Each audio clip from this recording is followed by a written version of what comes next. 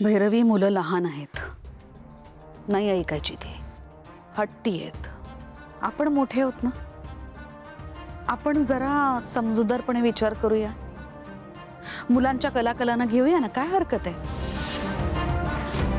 आपणच जर का त्यांच्यासारखे वागायला लागलो तर काय अर्थ आहे ना याला. आणि शेवटी आजची पिढी आहे, ते नाही ऐकणार. Maugham, I am really sorry, पण आजची पिढी असली तरी काहीही कसं करू द्यायचं नाही. म्हणजे आपल्याला सरळ सरळ दिसतंय की तिचा निर्णय चुकीचा आहे, मग कसं शांत बसायचं. मुळात तुम्हाला माझा मुद्दाच कळलेला नाहीये. मी कुठे असं म्हटलंय की तिने सिनेमात काम करू नये. तिचं स्वप्न आहे ना सिनेमात काम करायचं, तर पूर्ण करू दे ना तिला तिचं स्वप्न. मी कुठे अडवतेय. पण ते करत असताना तिने घराण्याची गायकी चालू ठेवावी ना पुढे. घराण्याचं नाव पुढे न्यावं, वजे घराण्याची संगीत परंपरा पुढे चालू राहावी. एवढंच तर माझं स्वप्न आहे. काय मोठं मागते मी तिच्याकडे, काय गैर आहे त्याच्यात. करू दे ना सिनेमा तिने, पण गाणं तिने सोडू नये.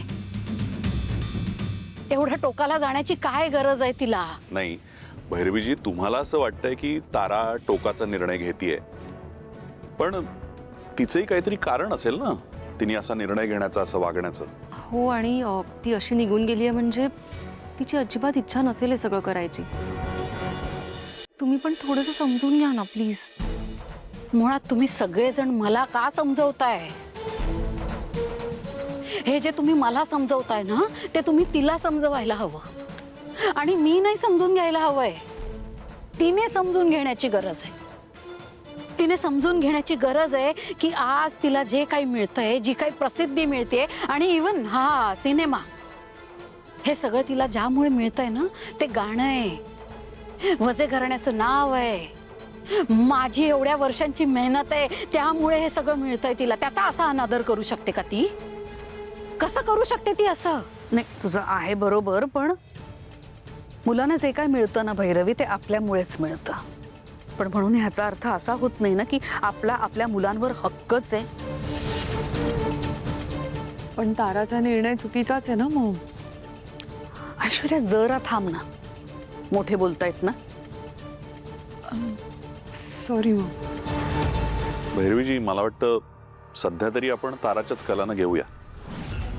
आणि मुलांचं काय हो, त्यांचं मत बदलत असतं. उद्या जर तिला वाटायला लागलं की आपण परत गावं, तर तारा गाईलही कदाचित.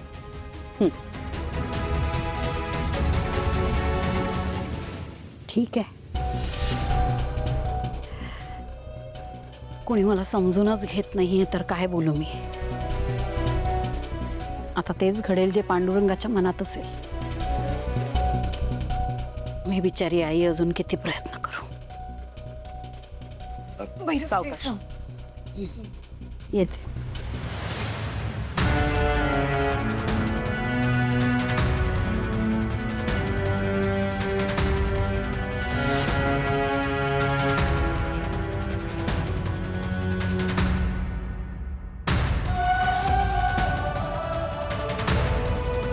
तारा, प्रत्येक गोष्टीची एक लिमिट असते.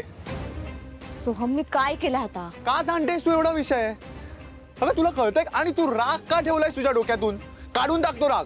हे बघ ऐक, सोडून देतो विषय आणि बघ जरा तुझ्या आईकडे. अरे तिला काहीच झालं नाहीये.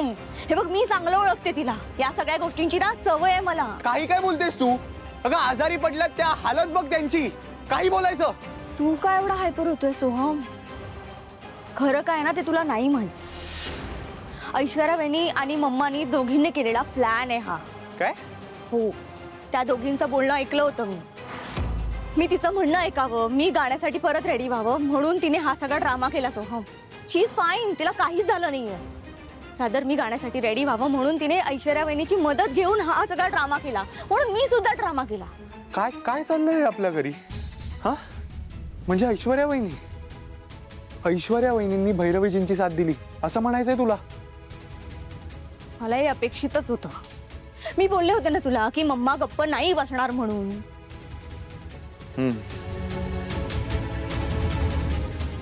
खरं पण एक मेजर प्रॉब्लेम झालाय. घरातले आता तुझं अजिबात ऐकणार नाही. म्हणून तर मी सगळ्यांसमोर काहीच नाही बोलले ना. मला माहिती होतं की ते माझं नाही ऐकून घेणार, माझ्यावर विश्वास नाही ठेवणार. पण सोहम, मला परत गाणं नाही गायचंय रे. आणि या सगळ्यातनं मला तुझी साथ हवी आहे. नाहीतर मी एकटी पडेन आता. मी तुला कधी एकटं पाडलंय का? कधीच नाही.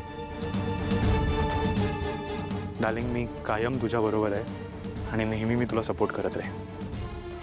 थँक्यू. बरं ऐका, आपण आता बाहेर आलोच आहोत तर बाहेरच जेऊयात. तेवढाच मला पण चेंज होईल. काय म्हणतो? तुला माहिती आहे ना मी नेहमी काय म्हणतो ते, तेरी खुशी में मेरी खुशी. तू म्हणशील तसंच होईल. जाऊया आपण बाहेर जेवायला आणि घरच्यांना पण कळेल की तू तुझ्या डिसिजनवर किती ठाम आहेस ते. थँक्यू. वेलकम.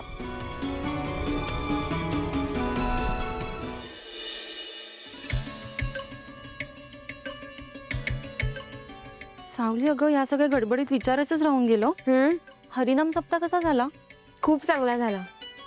तुम्हाला माहिती आहे वहिनी, त्यांनी खूप आनंदात आणि उत्साहात आमचं स्वागत केलं. खूप मान दिला आम्हाला. हे सगळं बघून इतकं छान वाटत होतं ना. आणि त्या लोकांसोबत आपले सूर जुळतायत, हे आपल्यासाठी आणि आपल्या कंपनीसाठी खूप चांगली गोष्ट आहे. बरोबर आहे. सावली, तारा अजून घरी आली नाहीये. एकदा तिला फोन करून बघतेस? अहो पण सोहम भाऊजी सुद्धा गेलेत ना त्यांच्यासोबत. ते दोघे येतील की? Are you sure? हो. ठीक आहे. सावली आणि राजकुमार आले होते का ग वेळेत? हो आले होते. आणि बरं झालं राजकुमार सर आले म्हणून. तो सदाशिव आहे ना, ज्याने ती भूतं उभी केली होती, हां हां. त्याने मला पकडल्यावर कोणाला तरी फोन केला होता, हे मला नंतर आठवलं. अरे बापरे, मग? राजकुमार सर त्याला ओळखतात. काय?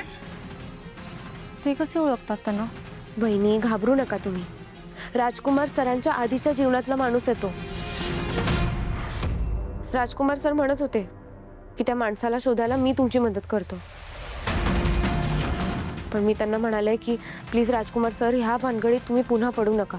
तुम्ही लांब राहा यापासून. मग ते काय म्हणाले? ते म्हणाले की सावली, आजपर्यंत तू माझी खूप मदत केली आहेस, म्हणून मला सुद्धा तुझी मदत करायची. राजकुमार सर खरंच खूप सुधारलेत. त्यांना आपल्या सगळ्यांचीच मदत करायची आहे. बरोबर आहे. ते मदत करतील. पण आता माझा त्यांच्यावर पूर्ण विश्वास आहे. आता ते वाईट वाटेवर पुन्हा कधीच जाणार नाहीत, मला माहिती आहे. हा राजकुमार जर यांच्यात पडला तर माझं काही खरं नाही. याला कसं अडवायचं?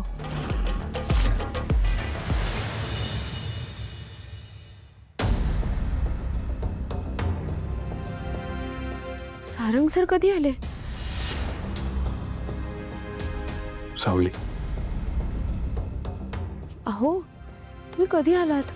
आम्हाला किती काळजी वाटत होती तुमची. आत्ताच आलो मी सावली. बरं बाबा, तिलोत्तमा मॅडम कुठे आहेत? मला वाटतं ती ताराला भेटायला गेली आहे. तारा आणि सोहम आत्ताच आलेत ना? अगं हां, ते दिवसभर जरा मीटिंग्स होत्या म्हणून तुझा फोन नाही उचलू शकलो मी. पण मला कळलं जे काय घडलं ते. हो, तारा मॅडम अचानक निघून गेल्या, त्यामुळे मला खूप काळजी वाटत होती. शिवाय सोहम भाऊजी सुद्धा फोन उचलत नव्हते. आई गेली आहे तिला समजवायला. तू पण जा, तू समजव तिला. हो, येते मी.